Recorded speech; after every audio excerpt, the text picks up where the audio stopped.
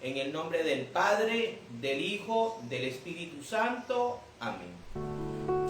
Señor Dios Padre Todopoderoso y Eterno, en esta noche te damos gracias por permitirnos nuevamente estar aquí reunidos, Señor, una semana más. Gracias Todopoderoso por nuestras vidas, por nuestra salud, por nuestra familia, por todos nuestros seres queridos. Gracias Padre Santo por darnos el trabajo, los estudios y todas las bendiciones que nos brindas a través de los alimentos, a través de los sacramentos, a través, Señor, de tu palabra y de tu bendición. En el nombre de Cristo Jesús, tu Hijo amado, te pedimos perdón por todos nuestros pecados.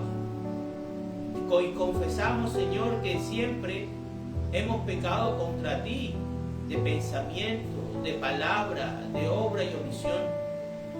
Y por medio del sacrificio de nuestro Señor Jesucristo te pedimos que nos perdones y que nos limpies, pero que sobre todo nos llenes de tu gracia. También en esta noche queremos pedirte la presencia del Espíritu Santo para que sea Él el que nos ilumine, nos bendiga y nos guíe a través de tu palabra. Santísima Virgen María, te suplicamos también que intercedas por nosotros, por nuestras almas, porque también en esta noche nos protejas de todo mal a través de tu manto sagrado. Santos arcángeles Miguel, Gabriel y Rafael, custodien en esta noche este estudio bíblico y protejan también nuestros espíritus y nuestras almas de las acechanzas del maligno. En el nombre del Padre, del Hijo, del Espíritu Santo. Capítulo número 22 del primer libro de Samuel. David se fue de allí y huyó a la cueva de Adulam.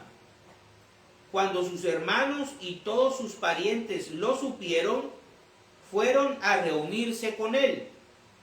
También se le unieron todos los oprimidos, todos los que tenían deudas y todos los descontentos. Y David llegó a ser su capitán. Los que andaban con él eran como 400 hombres.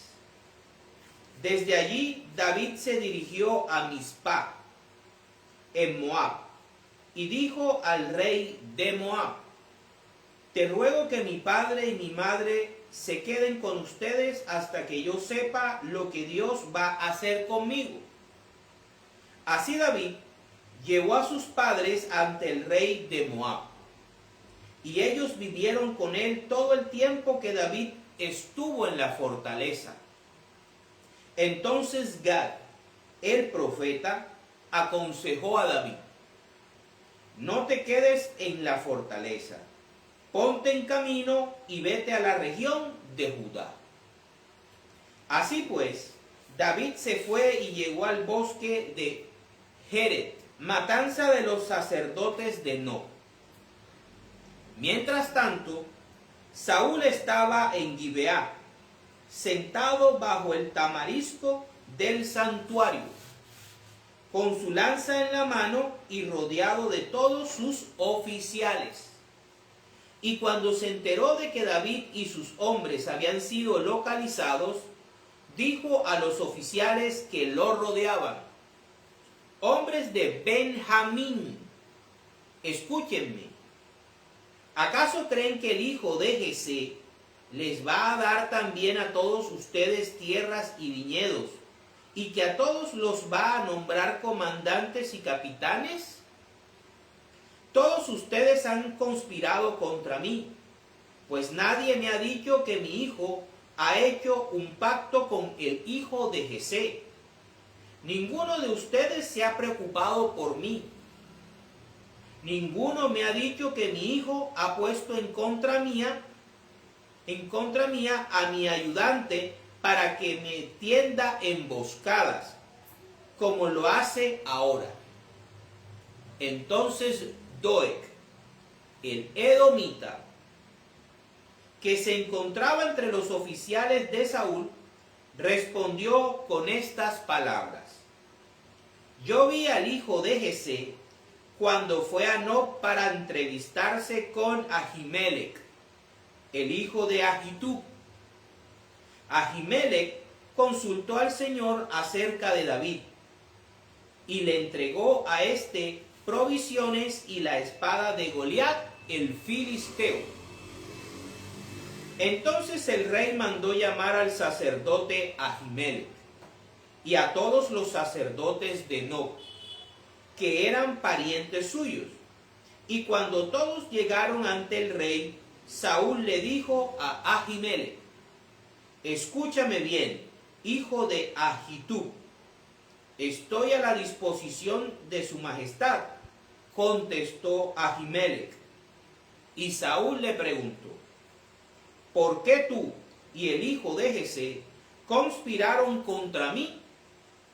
Tú le has dado pan y una espada, y has consultado a Dios acerca de David, para que se ponga en contra mía y me tienda emboscadas, como lo hace ahora. Entonces Ahimelech contestó al rey: ¿quién entre todos los oficiales de su majestad es tan fiel como David, que además es yerno de su majestad y jefe de la guardia real, y tan digno de honra en palacio? ¿Acaso es la primera vez que consulto a Dios acerca de él? Nada de eso. Por lo tanto, no haga su majestad ninguna acusación contra este servidor suyo, ni contra su familia, porque su servidor no sabe ni poco ni mucho de este asunto. Pero el rey insistió: ten por seguro, Ahimelech, que tú y toda tu parentela morirán. Y enseguida el rey ordenó a su guardia personal: maten a los sacerdotes del Señor. También ellos están de parte de David, pues sabiendo ellos que él estaba huyendo, no me lo hicieron saber. Pero la guardia real no se atrevió a levantar la mano contra los sacerdotes del Señor. Por lo tanto, el rey ordenó a Doeg, el edomita: mátalos tú. Entonces Doeg se le lanzó contra los sacerdotes, y en aquella ocasión mató a 85 hombres que vestían efod de lino. Luego entró en Nob, la ciudad de los sacerdotes, y a filo de espada mató a hombres, mujeres, niños y hasta recién nacidos. También mató bueyes, asnos y ovejas. Pero uno de los hijos de Ahimelech, llamado Abiatar, logró escapar de la matanza y huyó hasta donde estaba David. Allí le comunicó que Saúl había asesinado a los sacerdotes del Señor, y David le respondió: ya sabía yo aquel día que, estando allí Doeg, sin duda se lo contaría a Saúl. Yo tengo la culpa de que hayan muerto todos los miembros de tu familia, pero quédate conmigo y no tengas miedo, que quien quiere matarte también quiere matarme a mí, pero conmigo estarás seguro. Palabra de Dios. El capítulo número 22 del primer libro de Samuel nos cuenta la decadencia espiritual, moral y hasta mental del rey Saúl. Y todo esto que lo produce: el deseo de mantener el poder.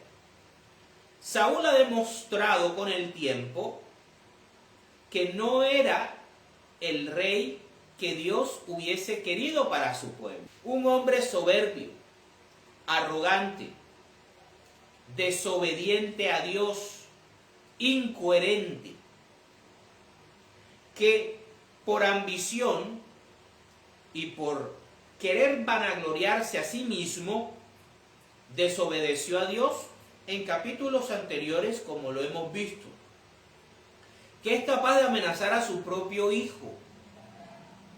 En su locura, en su paranoia, como lo es todo tirano, como lo es todo ser humano que quiere vivir solamente por el poder y para el poder, hasta su sombra le es de desconfianza. Saúl va oscureciendo cada vez más su corazón. Cada vez más se aleja del Dios de Israel, que lo ungió una vez y que lo hizo que estuviera profetizando entre los profetas. Saúl es capaz de asesinar a los sacerdotes del Dios Altísimo por proteger su dinastía, por proteger su trono, que sabía él muy bien que en cualquier momento Dios se lo iba a quitar. Y que el candidato principal a tumbarlo y sucederlo era David, por todas las hazañas y las bendiciones que David estaba recibiendo de Dios. El capítulo 22 empieza cuando nos muestra cómo David huye y llega a la cueva de Adulam, donde va a padecer una serie de situaciones, va a conocer la angustia, va a conocer el miedo, va a conocer el desánimo, pero todo esto lo va a direccionar hacia el Señor. Más adelante va a escribir varios salmos en los que va a expresarnos y va a dejarnos conocer cuáles fueron los sentimientos, los pensamientos y las decisiones que tomó espiritual y físicamente para poder sobrevivir a esa tribulación que estaba viviendo en la cueva de Elam. La cueva de Elam fue un laboratorio espiritual y mental que Dios preparó para David. Y fíjense, David pasa una situación similar a la que pasó José cuando sus hermanos lo vendieron, cuando lo metieron a la cárcel por la calumnia de la mujer de Potifar. ¿Cómo estas situaciones difíciles, cómo estos momentos de dificultad, si la persona está conectada con Dios, si la verdadera fuerza de la persona no está en su propio poder, no está en su propio orgullo, como lo estaba Saúl en su poder, en su lanza, la lanza en los capítulos en que se nos describe, nos muestra el carácter. La lanza de Saúl nos representa el corazón violento, iracundo, soberbio, como un arma.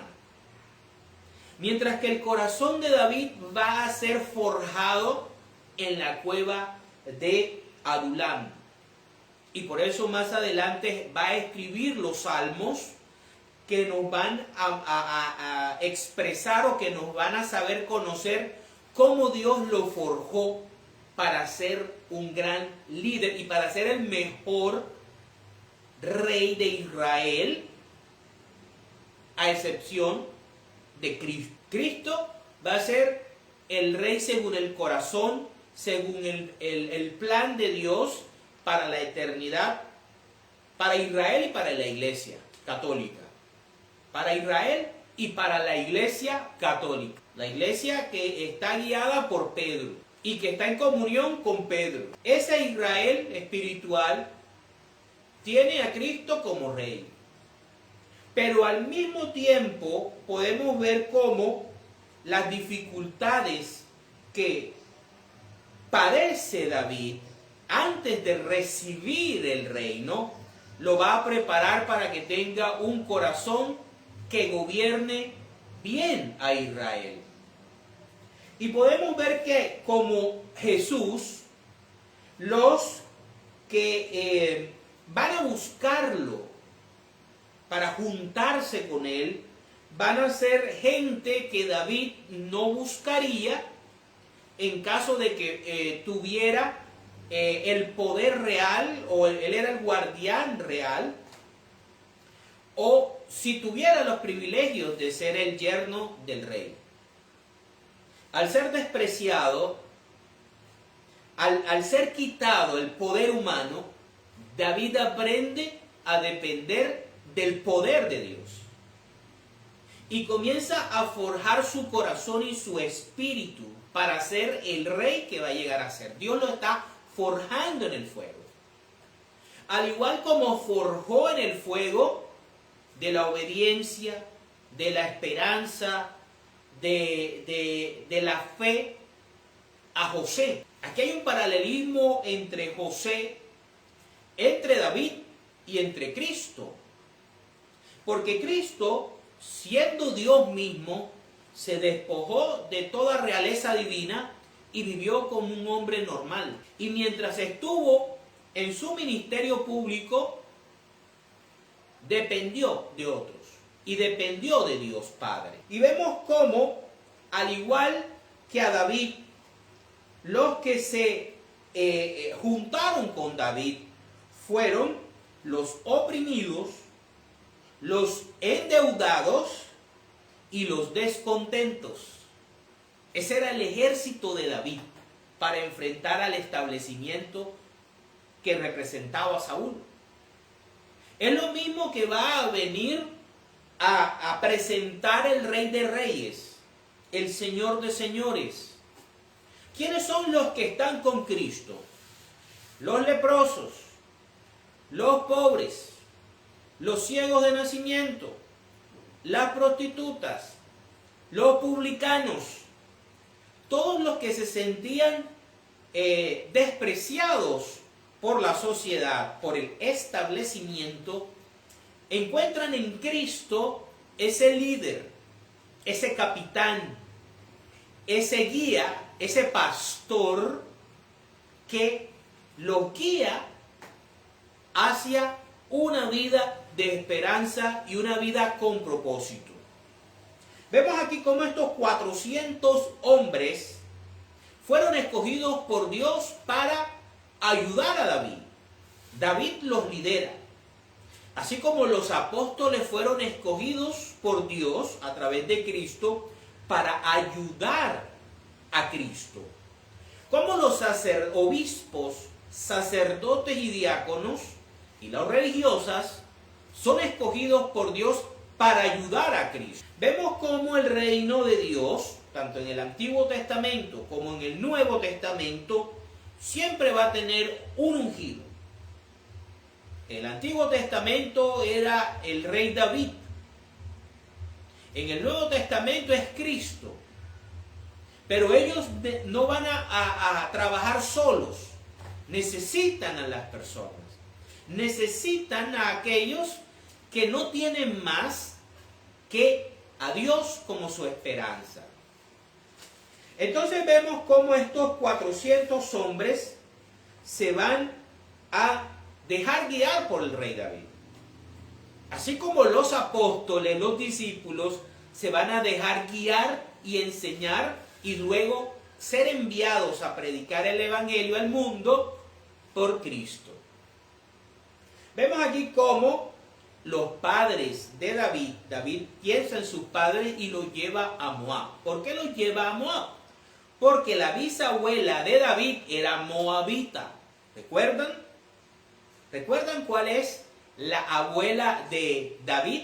La bisabuela de David es Ruth. Ruth es la bisabuela de David.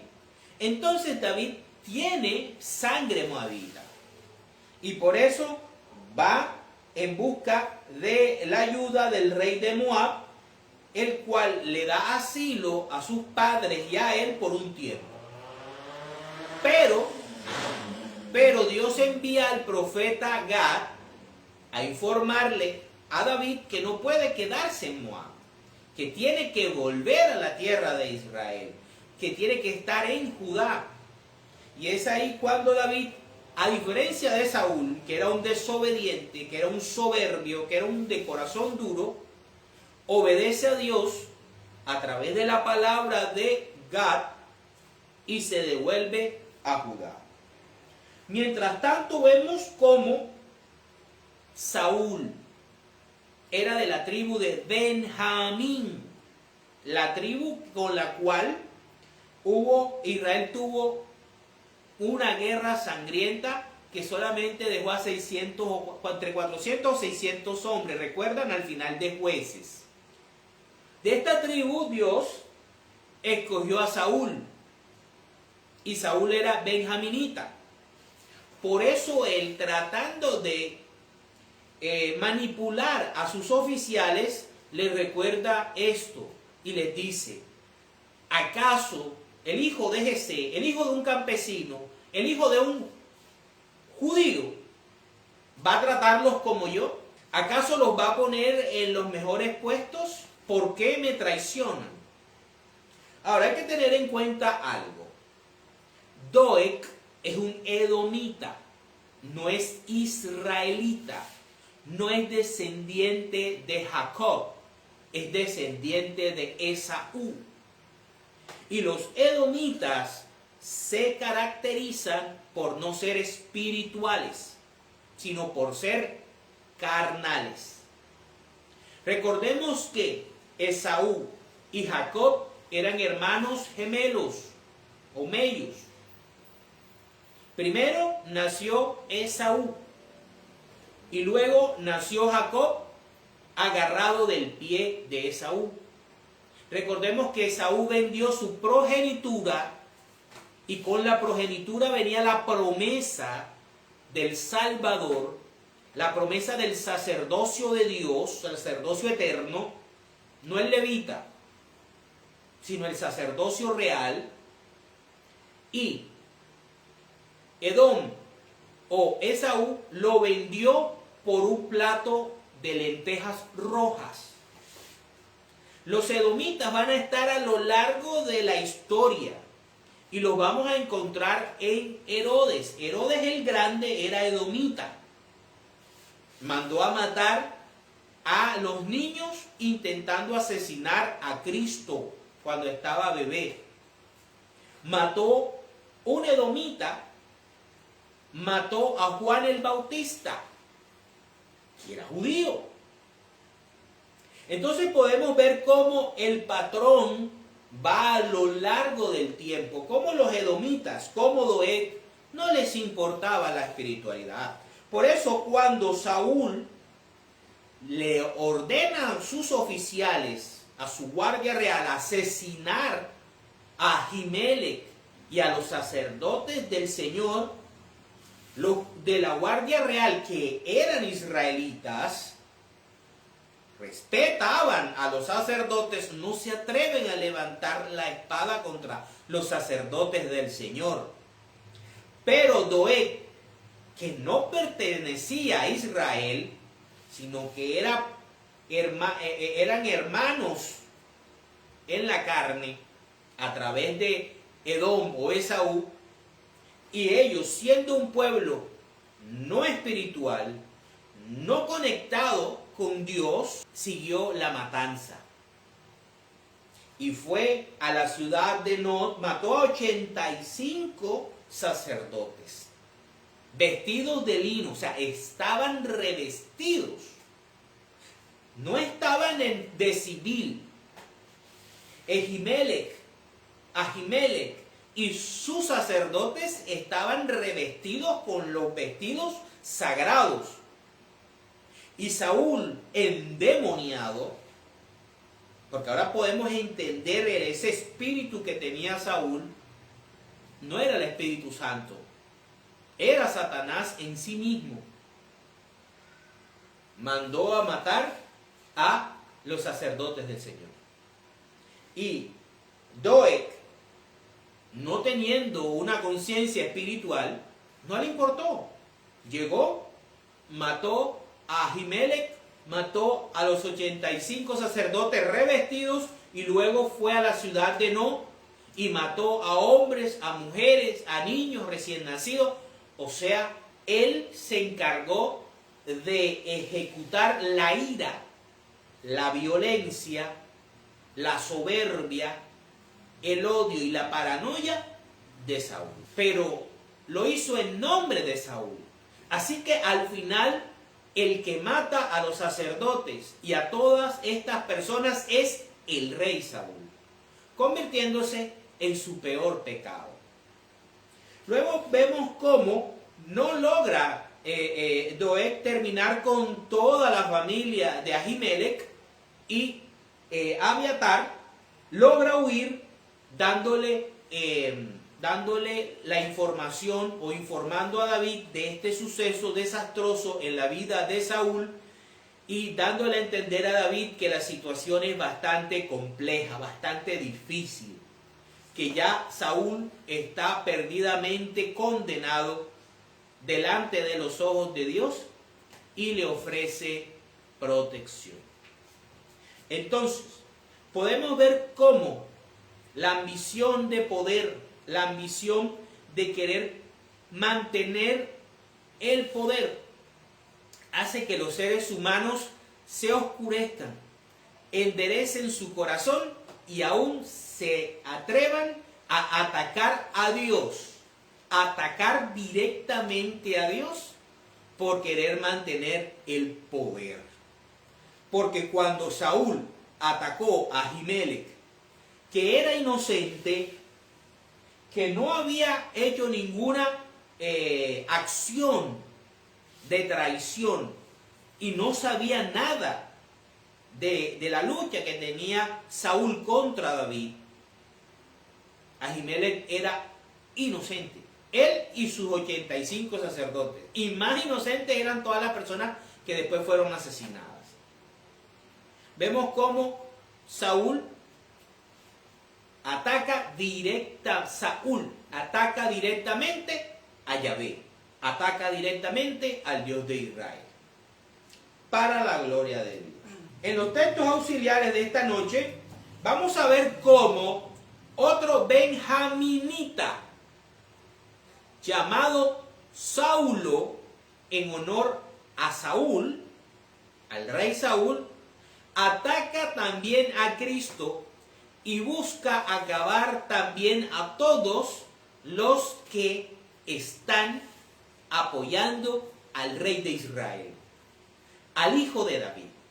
Vamos a ver cómo se repite esto en la vida de Cristo, cómo un Saúl intenta destruirlo por medio de la violencia y cómo termina ese benjaminita cuando se encuentra con el Señor. Vámonos entonces, el tema de esta noche es: Saulo, Saulo, ¿por qué me persigues? Vamos entonces a Hechos, capítulo 8, versículos del 1 al 3. Dice: y Saulo estaba allí, dando su aprobación a la muerte de Esteban. Aquel mismo día comenzó una gran persecución contra la iglesia de Jerusalén. Todos, menos los apóstoles, se dispersaron por las regiones de Judea y de Samaria. Algunos hombres piadosos enterraron a Esteban y lloraron mucho por él. Mientras tanto, Saulo perseguía a la iglesia y entraba de casa en casa para sacar a rastras a hombres y mujeres y mandarlos a la cárcel. Palabra de Dios. Entonces vemos que después de Pentecostés, después de que los apóstoles escogieran a los diáconos, entre los que estaba Esteban, Esteban comienza a predicar en Jerusalén acerca de Cristo. Y es acusado y condenado a apedreamiento por los judíos, por los fariseos, por los escribas, por los sacerdotes del templo. Y entre los fariseos se encontraba un joven muy inteligente, muy preparado, pero bastante celoso de la ley, Saulo de Tarso. Como veremos en otro texto bíblico, Saulo era de la ciudad griega de Tarso. Era romano porque todos los que nacían en esa ciudad, muy importante para el comercio, tenían acceso a la ciudadanía romana. Sus padres se habían ido a vivir a Tarso y eran muy piadosos y muy devotos del judaísmo, por lo que decidieron que su hijo no se contaminara con el ambiente y la cultura que se vivía en Tarso. Lo mandaron a estudiar como todo fariseo desde los primeros años de vida y estuvo estudiando a los pies del mejor maestro fariseo que existió, Gamaliel. Cuando murió Gamaliel hubo una gran constricción en Jerusalén porque dijeron que hasta ahí llegaba la grandeza de los fariseos. Fíjense, la grandeza de los fariseos continuó con Saulo. Le ponen ese nombre porque ellos eran benjaminitas, de la misma tribu del rey Saúl. Y para homenajear al más grande de los benjaminitas, el primer rey de Israel, entonces ellos le colocan Saulo. Fíjense el paralelismo que existe entre Pablo o Saulo de Tarso y Saúl. Cómo él empieza su vida en la Biblia persiguiendo a Cristo. Así como él persiguió a los sacerdotes por medio de Doeg el edomita, y fue de casa en casa y mató a mujeres, a hombres, etc. Saulo primero dio la autorización para que asesinaran a Esteban por apedreamiento. Estuvo presente, vio el asesinato y no hizo nada. Es más, lo aprobó. Y luego comenzó una cacería hacia los miembros de la iglesia de Cristo. O sea, estaba atacando al mismo Cristo. Vamos a ver ahora qué ocurre con Saúl. Si se mantiene siendo el hombre oscuro con el que como inició, o si pasa algo que lo hace transformarse. Vámonos entonces ahí mismo, Hechos, capítulo 9, versículos del 1 al 19, es un poquito más largo. Dice: conversión de Saulo. Mientras tanto, Saulo no dejaba de amenazar de muerte a los creyentes en el Señor. Un Saúl de la tribu de Benjamín estaba amenazando a todos aquellos que estaban con Jesús, rey de Israel, descendiente de David. ¿Sí? Por eso se presentó al sumo sacerdote y le pidió cartas de autorización para ir a las sinagogas de Damasco a buscar a los que seguían el nuevo camino, tanto hombres como mujeres, y llevarlos presos a Jerusalén. Pero cuando ya se encontraba cerca de la ciudad de Damasco, una luz que venía del cielo brilló de repente a su alrededor. Saulo cayó al suelo y oyó una voz que le decía: Saulo, Saulo, ¿por qué me persigues? Saulo preguntó: ¿Quién eres, Señor?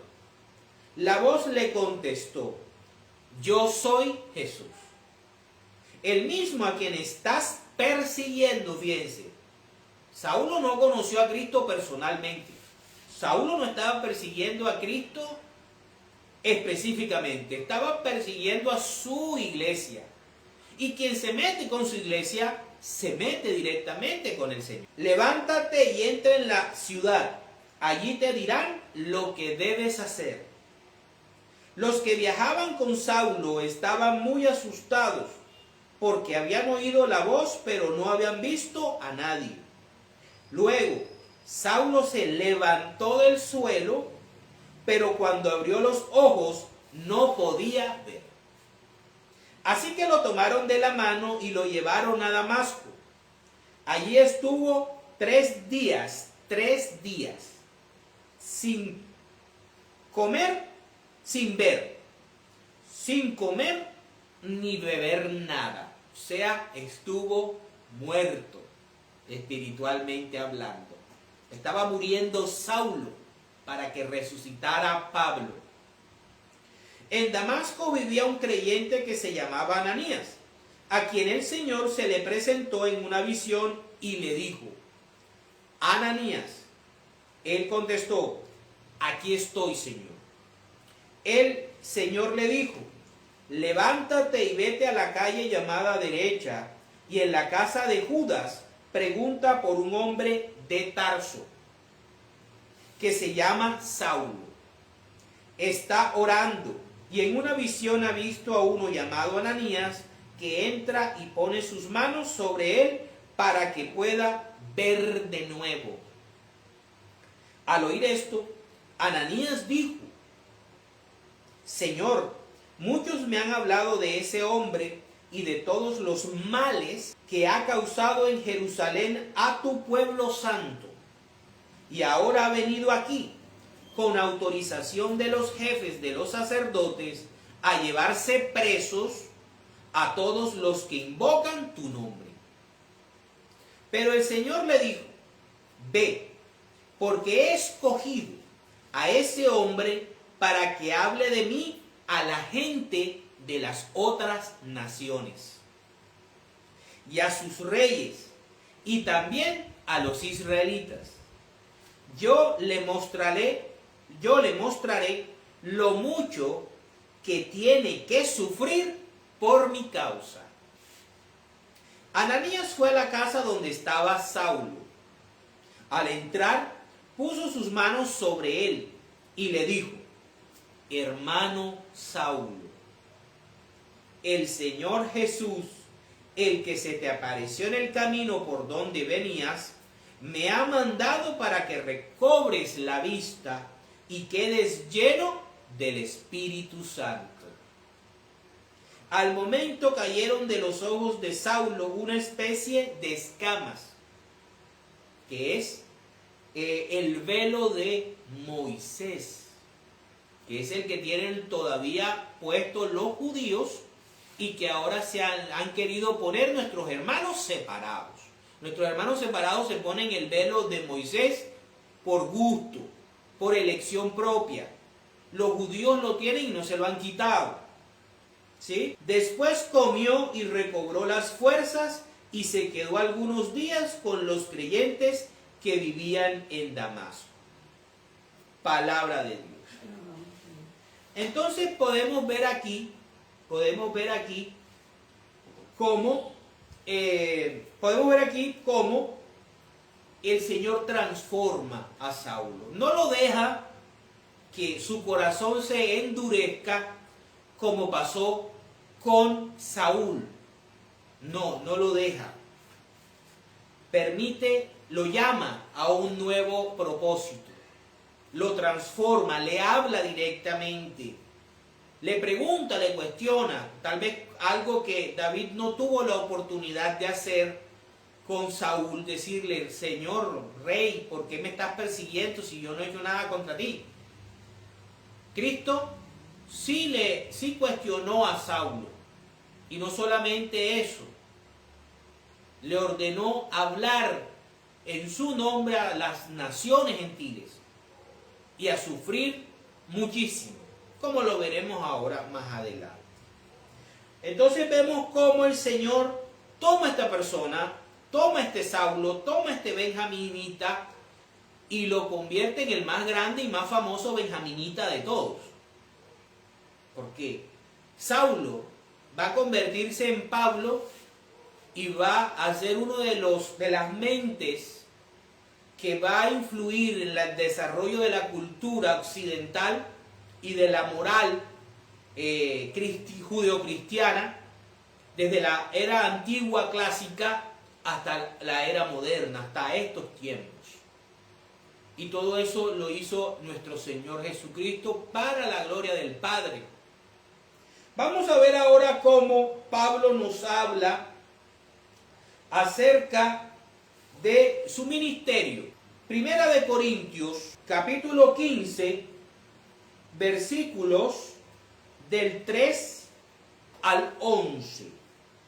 ¿Cómo continuó Pablo? Si Saulo renunció a ese llamado de Cristo, o si realmente hizo lo que el Señor le pidió. Dice, en primer lugar, les he enseñado la misma tradición que yo recibí, a saber, que Cristo murió por nuestros pecados, según las Escrituras, que lo sepultaron y que resucitó al tercer día, también según las Escrituras, y que se apareció a Cefas, o sea, Pedro, y luego a los 12. Después se apareció a más de 500 hermanos. Fíjense, allá eran 400 apoyando a David. Aquí eran más de 500 hermanos dando testimonio de la resurrección de Cristo, del Señor. A la vez, la mayoría de los cuales vive todavía, aunque algunos ya han muerto. Después se apareció a Santiago y luego a todos los apóstoles. Por último, se me apareció también a mí, que soy como un niño nacido anormalmente, pues yo soy el menos importante de los apóstoles, y ni siquiera merezco llamarme apóstol, porque perseguía la iglesia de Dios. Él reconoce cómo empezó su relación con Cristo. Y Pablo, a diferencia de Saúl, tiene un corazón bastante humilde, muy humilde, a diferencia de su antecesor o su ancestro. Pero soy lo que soy porque Dios fue bueno conmigo y su bondad para conmigo no ha resultado en vano. Al contrario, he trabajado más que todos ellos, aunque no he sido yo, sino Dios, que en su bondad me ha ayudado. Lo que importa es que, tanto yo como ellos, esto es lo que hemos predicado, y esto es lo que ustedes han creído. Palabra de Dios. Entonces vemos cómo aquí Saulo, convertido en Pablo, cuando tiene un encuentro real con Cristo, de pasar de perseguir a su iglesia, pasa a ser el apóstol más prominente de los apóstoles de Cristo, predicando el querigma con poder, con fuerza, creando iglesias por todo el imperio romano y dándonos un ejemplo de humildad, de fe, de tesón, de amor incondicional por Cristo, por ese que él quería perseguir. A diferencia de Saúl, que se había atrevido a asesinar a los sacerdotes del Dios Altísimo, su descendiente de la misma tribu, por decirlo así, se ganó el corazón de Dios. Vamos a ver cómo sigue el proceso de Pablo. Vámonos a Filipenses capítulo 3, versículos del 4 al 9. Aunque también yo tengo razones para confiar en tales cosas, nadie tendría más razones que yo para confiar en ellas. Está hablando de la ley y está hablando del Antiguo Testamento. Me circuncidaron a los 8 días de nacer. Soy de raza israelita. Pertenezco a la tribu de Benjamín. Soy hebreo e hijo de hebreos. En cuanto a la interpretación de la ley judía, fui del partido de los fariseos. Era tan fanático que perseguía a los de la iglesia. Y en cuanto a la justicia que se basaba en el cumplimiento de la ley, era irreprochable. Pero todo esto, que antes valía mucho para mí, ahora, a causa de Cristo, lo tengo por algo sin valor. Todo lo del Antiguo Testamento, incluyendo el sábado, para Pablo ya es historia. Ahora todo está en Cristo. No en el cumplimiento de los mandamientos como tal, como tienes que cumplirlos porque si no, no eres justo, sino cumplirlos por amor a Dios desde el corazón. Y los mandamientos que estableció Cristo en el capítulo 5 de Mateo. No solamente los del Éxodo 20, porque esos pasaron a la historia el Viernes Santo. Aunque nos lo quieran seguir vendiendo como que hay que cumplirlo. Aún más, a nadie le concedo valor si lo comparo, a nada le concedo valor si lo comparo con el bien supremo de conocer a Cristo Jesús, mi Señor. Ahora lo llaman mi Señor. Por causa de Cristo lo he perdido todo. Y todo lo considero basura a cambio de ganarlo a Él. Y encontrarme unido a Él. No con una justicia propia, como la justicia de Saúl, que quería mantener el trono por sus propias fuerzas y con su propia violencia, adquirida por medio de la ley, sino con la justicia que se adquiere por la fe en Cristo, la que da Dios con base en la fe. Palabra de Dios. Para terminar, vamos a ver cómo termina este benjaminita, llamado de la misma manera que el primer rey de Israel, Saúl. ¿Cómo termina? ¿Cómo termina la vida de Pablo? Vámonos a Segunda de Timoteo, capítulo 4, versículos del 6 al 8. Dice: yo ya estoy para ser ofrecido en sacrificio. Ya sabía que lo iban a matar. Ya se acerca la hora de mi muerte. He peleado la buena batalla. He llegado al término de la carrera. Me he mantenido fiel. Ahora me espera la corona merecida que el Señor, el juez justo, me dará en aquel. Y no me la dará solamente a mí, sino también a todos los que con amor esperan su venida gloriosa. Palabra de Dios. Entonces vemos cómo Pablo ha amado, ha sufrido, ha luchado, ha predicado, ha fundado iglesias por todo el imperio romano y ha llevado el nombre de Cristo a lugares increíbles. Pablo era un hombre superdotado, era una mente brillantísima, y Dios lo escogió esas capacidades y las redireccionó. Pablo sufrió mucho. Pablo muere en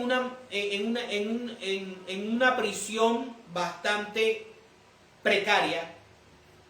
Muere casi solo, solamente el evangelista Lucas, que era su médico personal, lo acompañaba en los últimos días de su vida, que era otro genio, el médico, el científico, que su inteligencia y su método científico lo va a poner al servicio del Señor, a dar testimonio escrito de la vida de Cristo.